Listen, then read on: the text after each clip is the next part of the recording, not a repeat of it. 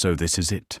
Chef Julian Croft's voice sliced through the tense silence of the kitchen, cold and sharp as the edge of his finest knife. He stared down at the simple, rustic stew in the ceramic bowl, his lip curled in a sneer of pure disdain. He gestured dismissively at the dish, then looked at Marcus, his eyes full of theatrical pity. "This is the soul you spoke of, the grand legacy of your grandfather's kitchen." He let out a short, cruel laugh. "It looks like something you'd ladle out in a soup line, not something worthy of my atelier." Marcus stood perfectly still, his hands clasped behind his back. He didn't flinch. He didn't look away. His gaze remained fixed on Julian, a quiet, unbreakable dignity, his only shield. With a sigh of profound boredom, Julian picked up a gleaming silver spoon. He dipped it into the bowl, his movements slow, deliberately prolonging the humiliation. He lifted the spoon to his lips, a final damning judgment already forming on his face. The moment the flavor touched his tongue, the world stopped. The arrogance on Julian's face did not just fade, it shattered. His eyes went wide, the color draining from his cheeks. The spoon trembled in his hand, a tiny, almost imperceptible tremor. A storm of shock and disbelief raged behind his eyes. He looked at Marcus no longer as a judge to a student, but as a man seeing a ghost. "This flavor," he stammered, his voice losing all its composure, cracking with a raw, frantic energy. "It's impossible. It's him." He took a step forward, his voice dropping to a harsh, accusatory whisper. "Tell me where you stole this recipe. Now. If you want to discover the secret behind this dish and see how a single taste can unravel a lifetime of lies, make sure to like this video and subscribe to the channel." The air in the Atelier de Croft was not merely air. It was a curated atmosphere. It smelled of polished steel, chilled white wine, and the faint, almost imperceptible ghost of time. It was less a kitchen and more a laboratory, a gleaming sanctuary of culinary science where passion was measured in grams and creativity was confined to the precise geometry of a perfect julienne. At its center, conducting this silent orchestra of simmering pots and disciplined prep stations, was Chef Julian Croft. Julian was a man sculpted from ambition and cooled by success. At 42, he possessed a reputation as formidable as a Michelin 3-star rating and a demeanor just as remote. His custom chef's jacket was a dazzling white, a stark contrast to his dark, unforgiving eyes that missed nothing. Right now, those eyes were fixed on a single offending object on the stainless steel, pass a slice of heirloom carrot, no thicker than a coin. But to Julian, it was a cathedral with a cracked foundation. He didn't raise his voice. He never did. Shouting was for brutish-line cooks in greasy diners. Julian's disapproval was a far more terrifying thing. A drop in temperature, a quiet that cut deeper than any roar. He beckoned his sous chef, a young man named Thomas, whose face was pale with dread. Thomas Julian said, his voice a low hum that vibrated with controlled disappointment. He picked up the carrot slice with the tips of his fingers, holding it to the light as if it were a flawed diamond. "Remind me of the first lesson taught by my master, the great Chef Antoine." Thomas swallowed hard, his own hands decorated with tiny burn marks from years of dedicated service, trembling slightly. "Precision is the soul of respect, chef." Precision, Julian repeated the word rolling off his tongue like a sacred verse. The soul of respect. Respect for the ingredient, respect for the craft, respect for the diner who pays a fortune to taste perfection. He let the carrot slice fall onto the counter with a soft, dismissive tap. This is not respect. This is an insult. An extra millimeter of carelessness that tells me you stopped thinking. Fix it. All of it. He turned away before Thomas could even stammer an apology, his focus already shifting. Julian's reverence for his late master was legendary.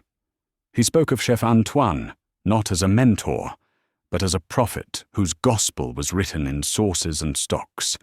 To work for Julian was to be an acolyte in the church of Antoine, and heresy was not tolerated. It was into this temple of tense perfection that Marcus Vance stepped an hour before the ductory class was scheduled to begin. At 21, he was a stark anomaly in this world of polished silver and quiet privilege. He moved with a gentle deference, his eyes taking in the gleaming copper pots and the silent, purposeful dance of the prep cooks. He wasn't intimidated. He was studying. He clutched a worn, leather-bound book to his chest, its corners softened with age, its spine cracked from 1,000 openings. It was his inheritance not of money, but of something far richer, the handwritten recipes and smudged notes of his grandfather. His clothes were simple, dark jeans and a clean but faded black polo shirt, a stark contrast to the other students who began to trickle in. They wore casual designer labels and expensive watches, their conversation a low murmur of European holidays and stock market chatter. They glanced at Marcus, their eyes registering his presence, not as a peer, but as a piece of misplaced furniture. One of them, a young man with a smug grin and a watch worth more than Marcus's entire wardrobe, leaned over to his girlfriend and whispered something followed by a quiet, shared laugh. Marcus felt the sting but did not let it show. He found an empty stool in the back corner, placing his grandfather's book on the counter in front of him, as if setting down a shield. The class began the moment Julian Croft clapped his hands, once a sound as sharp and final as a guillotine. The casual chatter ceased instantly. "Welcome to the atelier." Julian began, his eyes sweeping across the room, lingering for a fraction of a second longer on Marcus. "You are here because you believe you have what it takes to create art. Most of you are wrong." A nervous tension filled the air. This was Julian's infamous opening salvo, a tradition recounted with a mix of fear and admiration by former students. Art requires sacrifice. It requires discipline. It requires a foundation built on respect for the masters who came before us. He continued, his gaze distant for a moment, as if picturing his own mentor. It also, for most, requires a significant financial investment. He let that hang in the air, a deliberate reminder of the class's exorbitant fee. This year, however, the board has insisted on a charitable initiative. One scholarship position was created, offered to a candidate from a city outreach program, an opportunity for someone from a less structured background to witness how true cuisine is forged. The condescension was a physical thing, thick and cloying. He was talking about Marcus as if he weren't in the room. He was framing the scholarship not as an achievement for the recipient, but as a burden of generosity for the institution. The other students shifted, some looking at Marcus with pity, others with a renewed sense of superiority. They were the paying customers. He was the charity case. Julian picked up a clipboard, his expression unreadable. He scanned the list, his finger tracing a line down the page. The silence in the kitchen was absolute. The only sound was the low hum of the ventilation system, a mechanical breath holding itself in anticipation. Marcus felt 20 pairs of eyes on him, a weight of judgment and expectation. He placed a hand on his grandfather's book, its worn leather a familiar comfort under his palm. Julian's eyes lifted from the page. They found Marcus in the back of the room, pinning him in a cold, analytical stare. Marcus Vance. Julian announced, his voice flat, devoid of any welcome. The name dropped into the sterile quiet of the room like a stone into a frozen lake. It wasn't a call to begin. It was a challenge. A line had been drawn. In that moment, Marcus understood that he wasn't just there to learn how to cook. He was there to survive. Sometimes the sharpest wounds are not made by a blade. The second day at the atelier began not with a lecture, but with a judgment. Lined up on each student's pristine steel workstation was a small mound of russet potatoes and a single lethally sharp paring knife. The air once again was thick with a tension that had nothing to do with the heat from the pilot lights. Julian Croft stood before them, holding up a single potato, as if it were a holy relic. Today we learn a fundamental, a pillar of classic French cuisine, the tournée cut. He pronounced the word with an exaggerated French elegance, tournée. 7 sides, he announced, his voice echoing slightly in the cavernous kitchen, each one perfectly curved uniform and smooth. It is a testament to a chef's discipline, their control, their respect for the art. It is difficult. It is tedious. And it is non-negotiable in my kitchen. He proceeded to demonstrate his hands, a blur of practiced, almost mechanical precision. He held the knife with a rigid, specific grip. His wrist locked his fingers tense. In moments, a perfect 7-sided football of potato lay on his board. This is the standard. I expect you to meet it. A wave of nervous energy rippled through the students. They picked up their knives, their movements, a clumsy imitation of Julian's. Potatoes were mangled, chunks were wasted. The scrape of errant knives against boards and the soft thud of discarded failures into waste bins filled the room.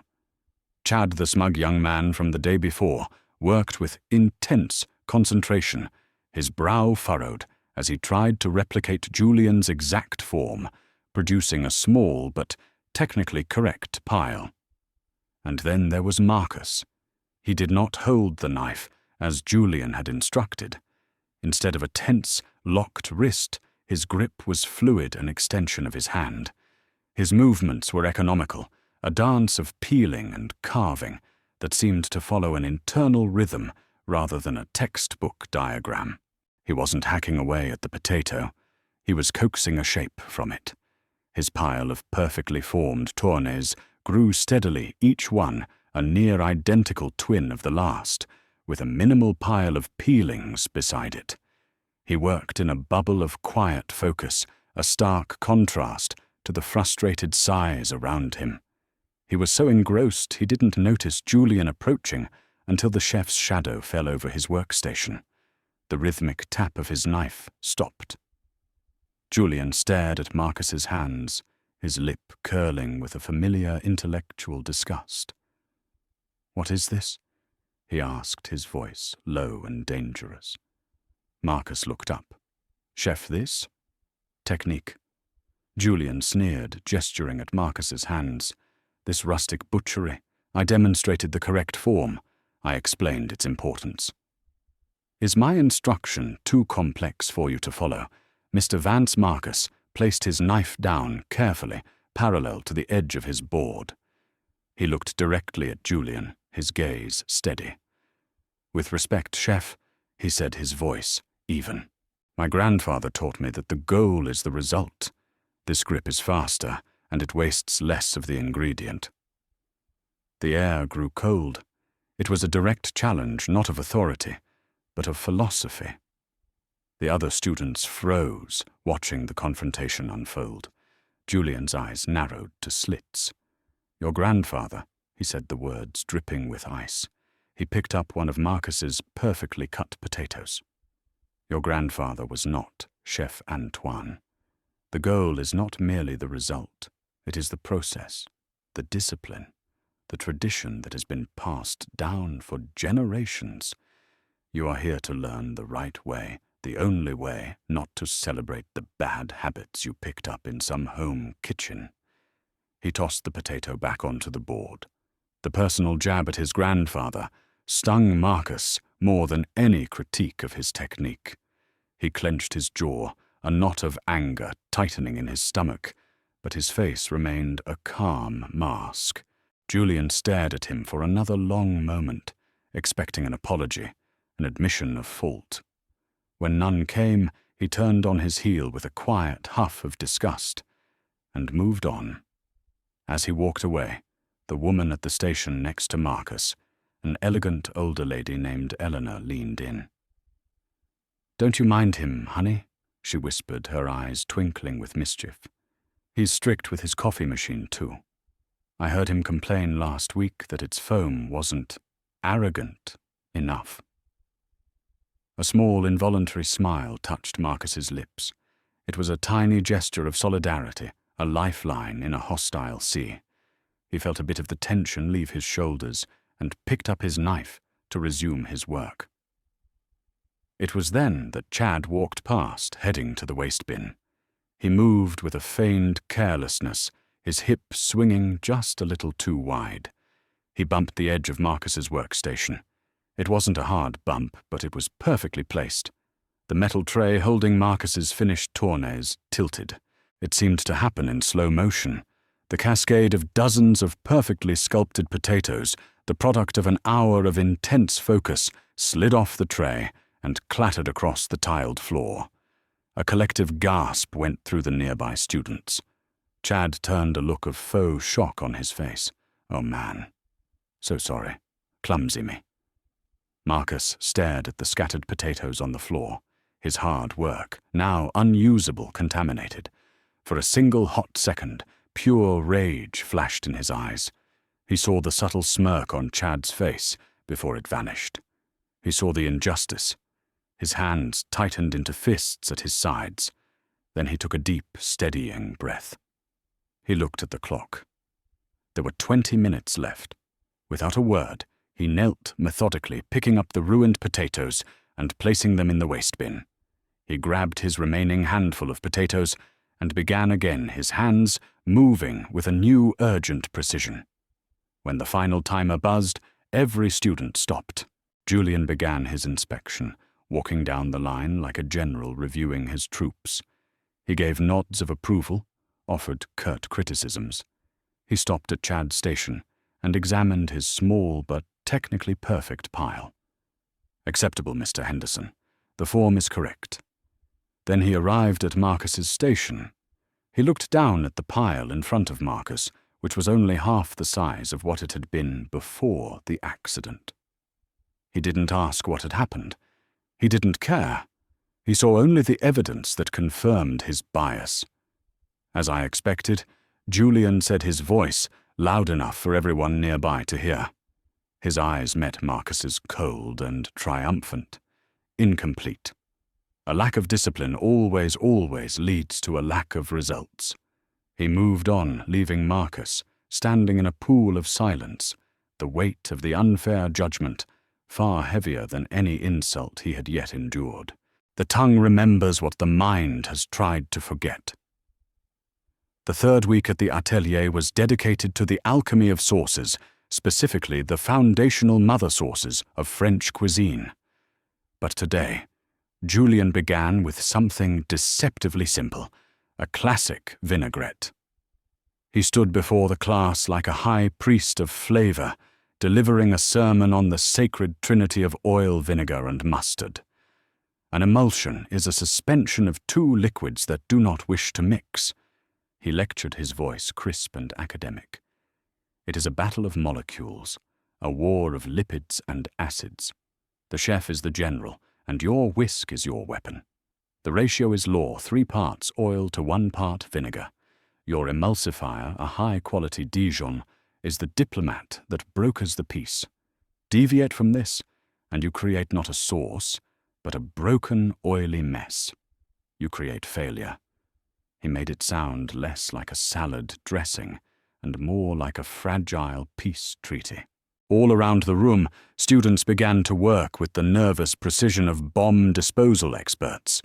Chad, as usual, had a digital scale and a small graduated cylinder measuring his olive oil and white wine vinegar with scientific exactitude. The air filled with the frantic sound of whisks against steel bowls, a chorus of anxiety. Marcus, however, was still. His whisk lay untouched.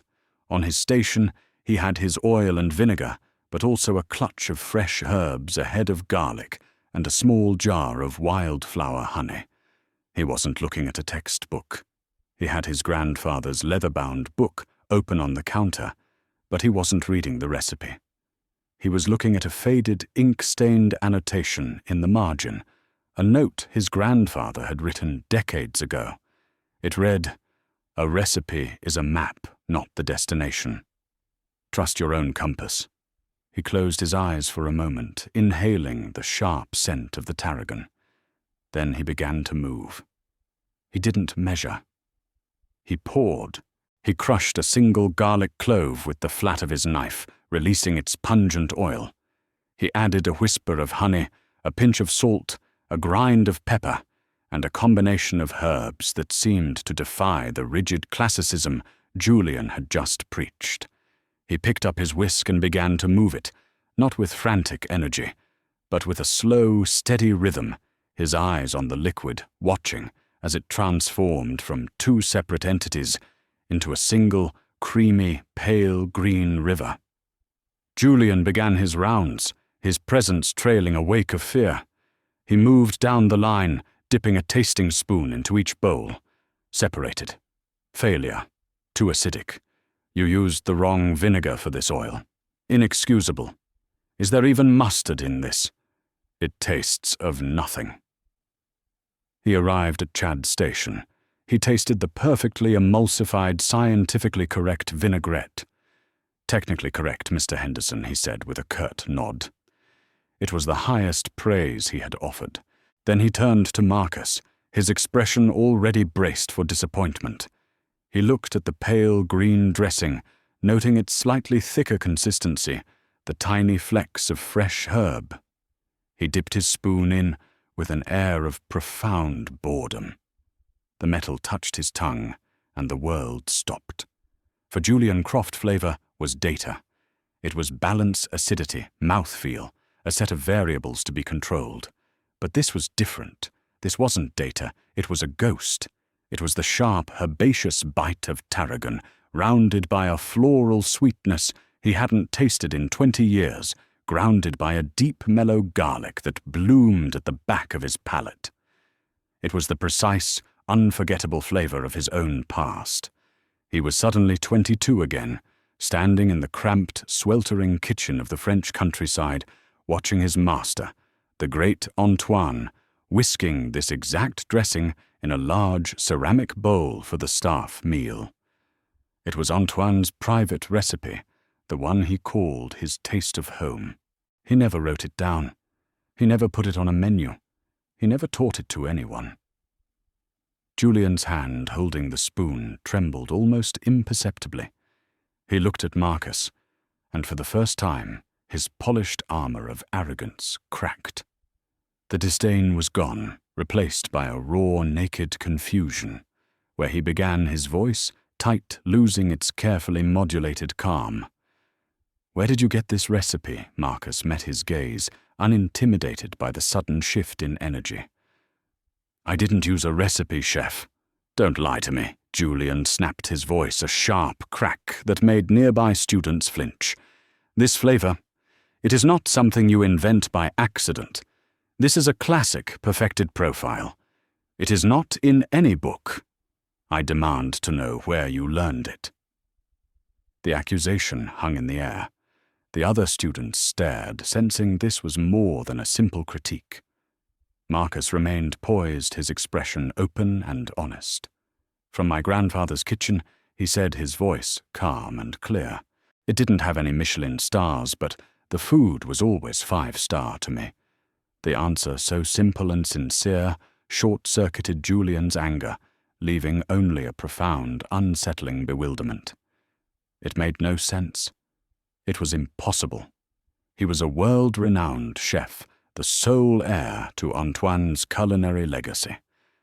How could this boy, this charity case, possess a piece of his master's soul that he himself did not? He had to regain control. He dipped the spoon into the bowl again, this time not to taste but to find fault. He searched for any imperfection to cling to, any flaw that would allow him to dismiss this unsettling event. The consistency, he finally declared, his voice strained as he wrestled his composure back into place. It's a fraction too thin. The emulsion is amateur. The oil-to-acid ratio feels unbalanced on the finish. Do it again. He turned and walked away abruptly, his back ramrod straight, retreating before his confusion could betray him further. The class was silent, the students unsure of what they had just witnessed. Chad looked smug, seeing only that Marcus had been told to redo his work. But Eleanor, the wise older woman, watched Julian's retreating form, and then looked at Marcus. She saw the boy's quiet puzzlement, but also the unshakable confidence in his own creation. She gave him a slow, deliberate nod, a silent message that said, "You did something extraordinary. He just doesn't know why yet." Marcus looked down at the vinaigrette. He had passed a test he didn't know he was taking, and in doing so, had unwittingly summoned a ghost from his tormentor's past. And now that ghost lingered in the air between them. Sometimes, to find your future, you must choose your past. The final week of the course descended upon the atelier like a silent, anxious fog. The low hum of collaboration was gone, replaced by the tense, solitary focus of students preparing for their final trial. They hunched over their workstations, whispering to themselves, their notebooks filled with frantic sketches of elaborate plating designs. The air was thick with the scent of ambition and the sharp metallic tang of fear. They were no longer a class. They were competitors, each one eyeing the others with a mixture of suspicion and insecurity. Julian announced the final exam on Monday morning, his voice resonating with theatrical gravity. For 6 weeks you have learned technique. You have learned discipline. But technique without a point of view is merely skilled labor. Your final test, he declared, his gaze sweeping across the room, is to create a single dish that represents your soul. An autobiography on a plate. It will tell me who you are, where you come from, and where you believe you are going. He let the weight of the assignment settle. The winner will not receive a grade. They will receive an opportunity, a 6-month paid internship at my flagship restaurant in New York City. A chance to truly begin your career. A wave of shock and desire rippled through the room. The stakes had just been raised to an almost unbearable level. For the wealthy students, it was a matter of prestige. For Marcus, it was everything. It was the crack in the wall, the one chance he had to change the entire trajectory of his life.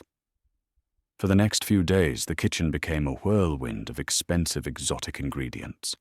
Chad was attempting a deconstructed bouillabaisse with saffron foam and a squid ink tuile.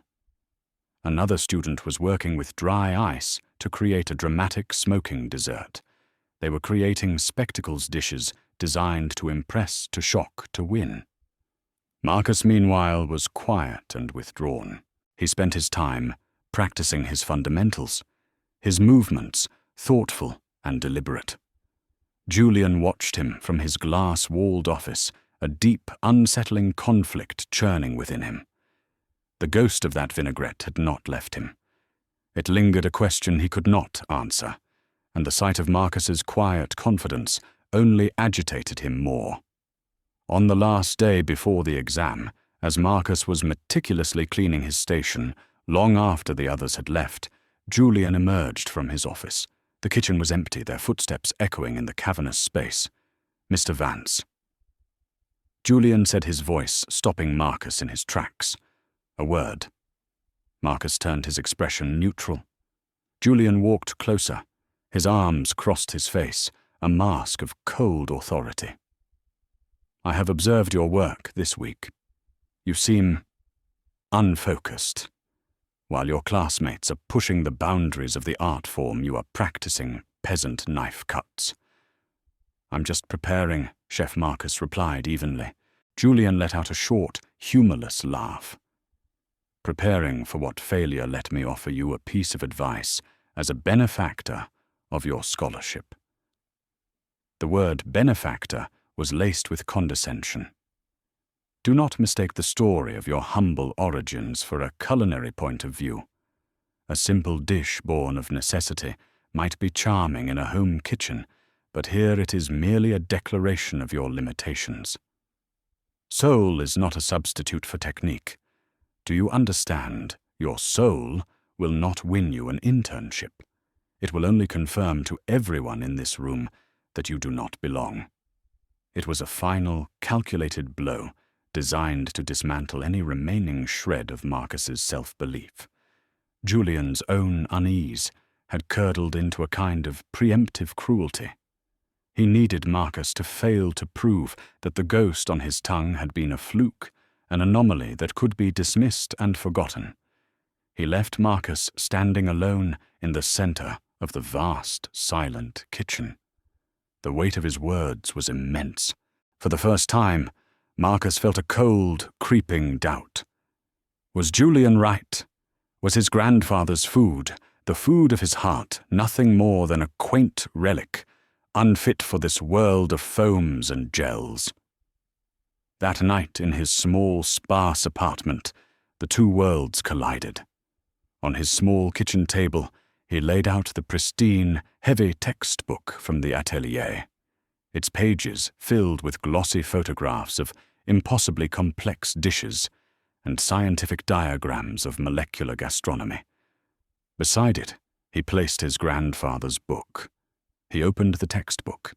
It was the future, a world of ambition and acclaim, the world Julian was offering him a ticket to. It was a language of tweezers, spherification, and liquid nitrogen. It was impressive, it was cold. Then he opened his grandfather's book. The leather was soft as skin. The pages were yellowed, stained with oil and wine, and filled with his grandfather's looping, cursive handwriting. It was not a book of recipes, so much as a book of memories. Next to the recipe for the rustic stew, a note was scrawled in the margin. For my Julian when he was homesick. A dish is a hug you can eat. Julian Marcus had always assumed it was a typo meant to say junior. He gently traced the faded words. A memory surfaced, clear and sharp. His grandfather frail, but his eyes still bright on his deathbed. He had made Marcus lean in close. Promise me, his grandfather had whispered, his voice a dry rasp. Promise me you will cook to make people feel seen, not to make them feel small. Marcus looked from the cold, perfect pictures in the textbook to the warm, love-stained pages of his grandfather's journal. The doubt vanished, washed away by a sudden, powerful wave of clarity. Julian wanted an autobiography on a plate. Very well. He would give him one. But it would not be the story Julian wanted, or the one he expected. It would be the story of a promise. He closed the textbook, pushing it aside. He left his grandfather's book, open to the recipe for the stew, its title written in his grandfather's elegant script. His hands, which had been trembling with doubt only moments before, were now perfectly still. His choice was made. The tongue remembers what the mind has tried to forget.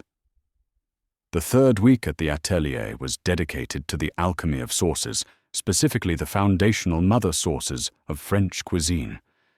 But today, Julian began with something deceptively simple, a classic vinaigrette. He stood before the class like a high priest of flavor, delivering a sermon on the sacred trinity of oil, vinegar, and mustard. An emulsion is a suspension of two liquids that do not wish to mix. He lectured, his voice crisp and academic. It is a battle of molecules, a war of lipids and acids. The chef is the general, and your whisk is your weapon. The ratio is law, 3 parts oil to 1 part vinegar. Your emulsifier, a high-quality Dijon, is the diplomat that brokers the peace. Deviate from this, and you create not a sauce, but a broken, oily mess. you create failure. He made it sound less like a salad dressing and more like a fragile peace treaty. All around the room, students began to work with the nervous precision of bomb disposal experts. Chad, as usual, had a digital scale and a small graduated cylinder measuring his olive oil and white wine vinegar with scientific exactitude. The air filled with the frantic sound of whisks against steel bowls, a chorus of anxiety. Marcus, however, was still. His whisk lay untouched. On his station, he had his oil and vinegar, but also a clutch of fresh herbs, a head of garlic, and a small jar of wildflower honey. He wasn't looking at a textbook. He had his grandfather's leather-bound book open on the counter, but he wasn't reading the recipe. He was looking at a faded ink-stained annotation in the margin, a note his grandfather had written decades ago. It read, "A recipe is a map, not the destination. Trust your own compass." He closed his eyes for a moment, inhaling the sharp scent of the tarragon. Then he began to move. He didn't measure. He poured. He crushed a single garlic clove with the flat of his knife, releasing its pungent oil. He added a whisper of honey, a pinch of salt, a grind of pepper, and a combination of herbs that seemed to defy the rigid classicism Julian had just preached. He picked up his whisk and began to move it, not with frantic energy, but with a slow, steady rhythm, his eyes on the liquid watching as it transformed from two separate entities into a single, creamy, pale green river. Julian began his rounds, his presence trailing a wake of fear. He moved down the line, dipping a tasting spoon into each bowl. Separated. Failure. Too acidic. You used the wrong vinegar for this oil. Inexcusable. Is there even mustard in this? It tastes of nothing. He arrived at Chad's station. He tasted the perfectly emulsified, scientifically correct vinaigrette. "Technically correct, Mr. Henderson," Julian said with a curt nod. It was the highest praise he had offered. Then he turned to Marcus, his expression already braced for disappointment. He looked at the pale green dressing, noting its slightly thicker consistency, the tiny flecks of fresh herb. He dipped his spoon in with an air of profound boredom. The metal touched his tongue, and the world stopped. For Julian Croft flavor was data. It was balance, acidity, mouthfeel, a set of variables to be controlled. But this was different. This wasn't data. It was a ghost. It was the sharp, herbaceous bite of tarragon, rounded by a floral sweetness he hadn't tasted in 20 years, grounded by a deep, mellow garlic that bloomed at the back of his palate. It was the precise, unforgettable flavor of his own past. He was suddenly 22 again, standing in the cramped, sweltering kitchen of the French countryside, watching his master, the great Antoine, whisking this exact dressing in a large ceramic bowl for the staff meal. It was Antoine's private recipe, the one he called his taste of home. He never wrote it down. He never put it on a menu. He never taught it to anyone. Julian's hand, holding the spoon, trembled almost imperceptibly. He looked at Marcus, and for the first time, his polished armor of arrogance cracked. The disdain was gone, replaced by a raw, naked confusion. Where he began, his voice, tight, losing its carefully modulated calm. "Where did you get this recipe?" Marcus met his gaze, unintimidated by the sudden shift in energy. "I didn't use a recipe, chef." "Don't lie to me." Julian snapped his voice, a sharp crack that made nearby students flinch. "This flavor, it is not something you invent by accident. This is a classic, perfected profile. It is not in any book. I demand to know where you learned it." The accusation hung in the air. The other students stared, sensing this was more than a simple critique. Marcus remained poised, his expression open and honest. "From my grandfather's kitchen," he said, his voice calm and clear. "It didn't have any Michelin stars, but the food was always 5-star to me." The answer, so simple and sincere, short-circuited Julian's anger. leaving only a profound, unsettling bewilderment. It made no sense. It was impossible. He was a world-renowned chef, the sole heir to Antoine's culinary legacy. How could this boy, this charity case, possess a piece of his master's soul that he himself did not? He had to regain control. He dipped the spoon into the bowl again, this time not to taste but to find fault. He searched for any imperfection, to cling to any flaw that would allow him to dismiss this unsettling event. The consistency, he finally declared, his voice strained as he wrestled his composure back into place. It's a fraction too thin.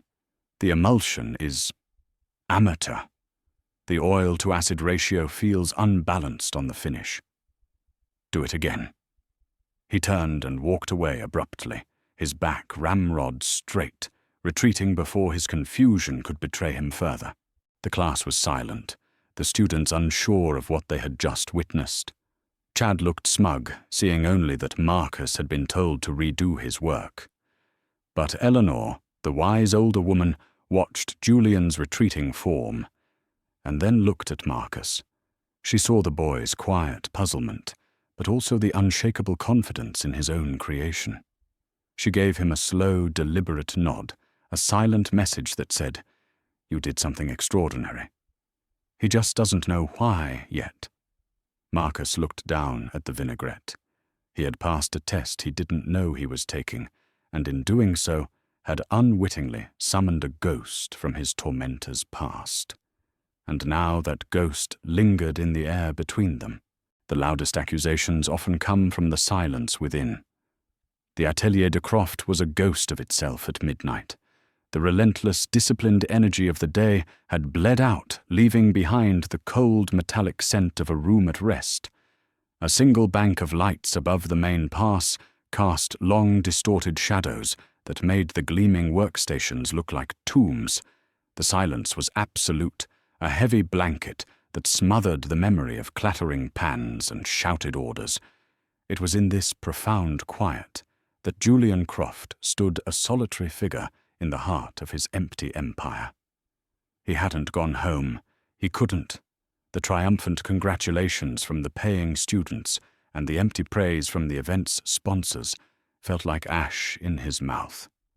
He had dismissed the class, his voice a hollow automaton, and had simply remained as the last person filtered out, leaving him alone with the wreckage of his own certainty. He walked slowly down the main line, his expensive leather shoes making no sound on the polished concrete floor. He ran a hand over the cold steel of the counter where Marcus had presented his final dish. It was just a counter, now sterile and impassive, but in his mind's eye he could still see the simple ceramic bowl, the steam rising from the rustic stew, a dish so unassuming it was an act of defiance in this temple of complexity. He replayed the moment for the 100th time. Not the boy's words, but the taste. It was the part his logical mind couldn't dismiss, the evidence his pride couldn't refute. The immediate stunning transportation to another time, another place. A flavor profile so precise it was like a key turning in a lock deep within his soul. A lock he hadn't even known was there. His steps led him as if by some magnetic pull to the small glass-walled office that overlooked the kitchen. On his minimalist desk, among awards and accolades cast in crystal and silver, sat a single modest photograph in a simple black frame. He picked it up. It was of him and Antoine, taken more than 20 years ago, behind their small 2-star restaurant in the French countryside. Julian was a young man in the photo, thin as a rail, his face beaming with an earnest, unfiltered joy. His arm was slung around his mentor. Chef Antoine was older, his face a roadmap of laugh lines, a dusting of flour on his cheek, and a genuine, unforced warmth in his eyes. He was holding a glass of wine, his other hand resting on Julian's shoulder, a gesture of fatherly pride. Staring at the photo, the carefully constructed walls of Julian's present began to dissolve. and a memory potent and clear rose to the surface. He was 22, sick with a fever and a crippling wave of homesickness. He was failing to properly break down a lamb shoulder, his hands clumsy with fatigue. Antoine had taken the knife from him, gently. "Go," he had said. "Sit. A sick body cannot command a kitchen." An hour later, Antoine had brought him a bowl of the stew. It wasn't on the menu. It was a simple peasant dish, something Antoine's own grandmother used to make. "You do not taste with just the tongue," Julien Antoine had told him, sitting across from him at a small wooden table in the back. "You taste with your memory. You taste with your heart." A dish without a story is just food. It provides fuel, but it does not live. "This," he said, gesturing to the bowl, "is the story of my home.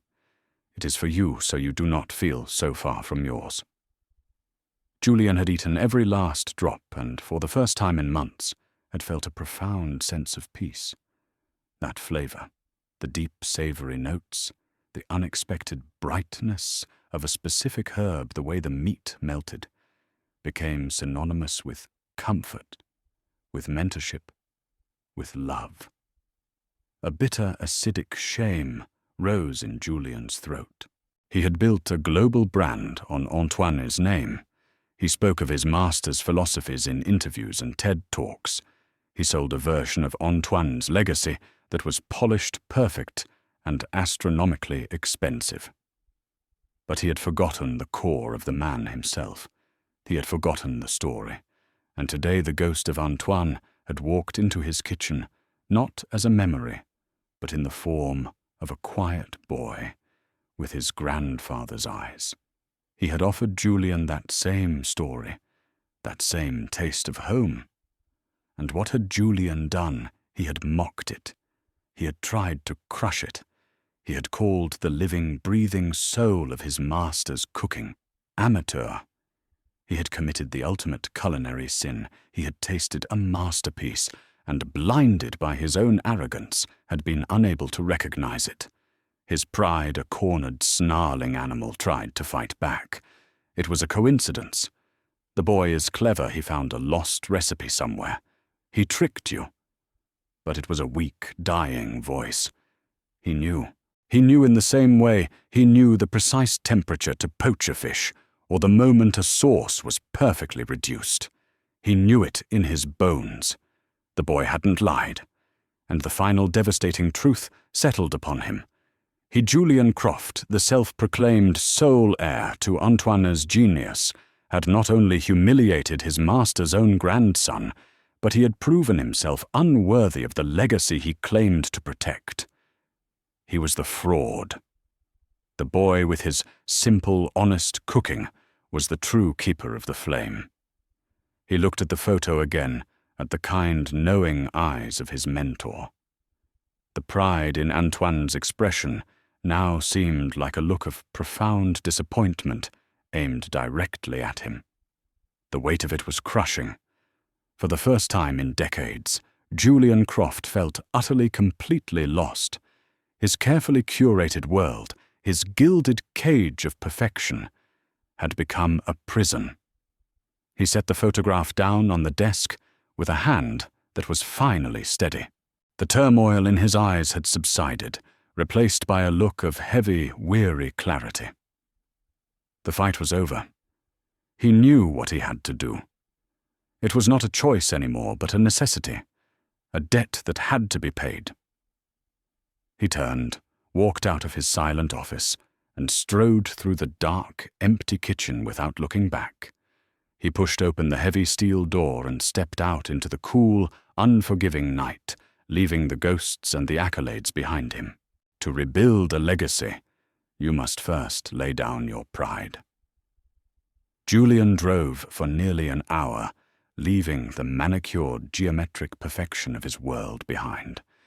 The smooth asphalt of the city centre gave way to cracked pavement, the silent, imposing architecture of glass and steel transforming into a vibrant, chaotic tapestry of brick apartment buildings and colourful murals. Here the air wasn't filtered, it was alive. It smelled of charcoal grills, damp earth from community gardens, and the sweet perfume of magnolia trees. Music drifted from open windows, a lively mix of soul and hip-hop that wove itself into the sound of children's laughter and loud, friendly arguments. He felt like a foreigner in his own city. He had shed his chef's jacket, the white armor of his authority, and now wore a simple grey sweater and dark jeans. But even without his uniform, he felt branded by his wealth, his car a silent alien vessel gliding through streets it was never meant to travel. He found a place to park and got out the unfamiliar energy of the neighborhood washing over him. He followed the sound of the music and the scent of roasting corn to a small park nestled between two old brick buildings. A block party was in full swing. Strings of colored lights were strung between trees, long tables were laden with food, and people of all ages milled about, laughing, talking, and dancing. And at the center of it, all standing over a large, bubbling pot set on a portable gas burner, was Marcus. He was not performing. He was participating. He wore a simple apron over his t-shirt, a smudge of sauce on his cheek. He was laughing as he stirred the pot-trading jokes with an older woman arranging paper plates. He'd hand a small cup of the stew to a curious child, his expression patient and kind. This was his kitchen. It had no steel counters, no Michelin stars, no hushed reverence. It had something far more valuable joy. Julian stood at the edge of the park for a long time, an invisible wall of his own, separating him from the warmth of the scene. He was an intruder, a ghost from another world. Several people noticed him, their curiosity piqued by his unfamiliar face and expensive shoes. Their friendly glances turned guarded questioning. He knew this was the hardest thing he had ever had to do, harder than any service, any review, any opening night. Taking a breath that felt thin and inadequate, he stepped off the pavement and onto the grass, walking toward the center of the gathering. As he approached, a hush fell over the group closest to the cooking station. The laughter subsided. Conversations paused. All eyes turned to him, then to Marcus. Marcus looked up from his pot, his smile fading as he saw who was walking toward him. His expression became neutral, guarded. He simply waited. Julian stopped a few feet away, acutely aware of the dozens of eyes on him. He felt stripped bare, all his accolades, and authority rendered meaningless. Here he was, just a man, and a man who had done wrong. Marcus, he began, his voice sounding strange, and strained in the open air. Chef Marcus replied, his tone polite but distant. Julian swallowed the lump of pride in his throat. I came to apologize. He looked around at the curious faces, then back at Marcus. What I did, what I said, there is no excuse. It was arrogant, it was cruel, and it was wrong. He paused, the words feeling small and insufficient. He had to say more. It wasn't just about your technique. It was about everything. For years I've been building a museum to my master's name, but I completely forgot the man he was. I forgot what he taught me about why we cook. His gaze fell to the bubbling pot between them. Your cooking. It reminded me. In one taste, it showed me everything I had lost. The sincerity in his voice was undeniable. The tension in the air lessened slightly. I'm not here to offer you an internship or a job, Julian said, his voice dropping lower, filled with a raw vulnerability no one had ever heard from him before. I'm here to ask for something. I'm here to ask if you will teach me. The request hung in the air, stunning the onlookers into silence. The great Julian Croft asking to be taught by the boy he had humiliated. Marcus stared at him, his expression a mixture of shock and disbelief. He searched Julian's eyes, looking for a trick, a hidden angle. He found only a profound, weary honesty. He didn't answer with words. Instead, he turned to a nearby table where a large sack of potatoes sat next to a bucket of water. He picked up a simple plastic-handled vegetable peeler and held it out to Julian. It was a test. Julian looked at the peeler as if it were a strange alien artifact. He was used to the finest, most expensive tools, each one a perfectly balanced instrument. This was a cheap, flimsy piece of plastic. He took it, his hand feeling clumsy and awkward. He picked up a potato and began to peel, but his motions, so precise with a chef's knife, were clumsy here. He was peeling off too much of the flesh, his movements jerky. On one downward stroke, the peeler slipped, coming dangerously close to his thumb. "Careful," Chef Marcus said, his voice gentle now. He stepped closer and adjusted Julian's grip on the potato, his touch light but firm. These knives don't care about reputations. A small wry smile touched Julian's lips. It was the first genuine smile he'd had in days. He looked at Marcus, and the last wall of his pride crumbled into dust. "I see that," he said softly. Marcus gave a small nod, a gesture of acceptance of truce. The community, seeing their neighborhood hero extend a hand of grace, began to relax. The music swelled again, conversations resumed, and the joyful chaos of the party flowed back around them. The chapter ended not in a grand pronouncement, but in a quiet, humble action. Julian Croft, the celebrated culinary master, sat on an overturned plastic bucket in the middle of a park, awkwardly peeling potatoes. He was no longer a chef, no longer a judge. He was just a man holding a simple ingredient at the beginning of a long journey home.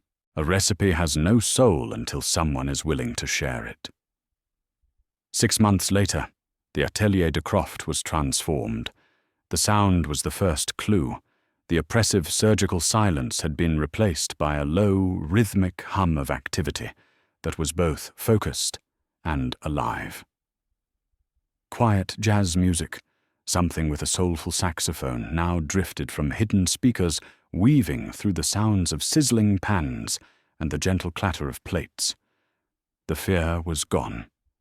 In its place was a palpable current of mutual respect. The kitchen still ran on precision, but it was a precision now warmed by a human heart. The menu was the second clue. It was still a testament to high cuisine, but at the very top, set in a simple, elegant font, was a new addition, Le Ragoût d'Antoine, Antoine's stew. The description beneath it didn't mention complex techniques or rare ingredients. It simply read, "A taste of home, a story in a bowl, from our grandfather's kitchen to yours." It was by a staggering margin the most requested dish in the restaurant. Tonight, the dinner service was at its peak, a furious, beautiful ballet of movement and heat. At the pass, orchestrating the flow, stood Julian. He was different.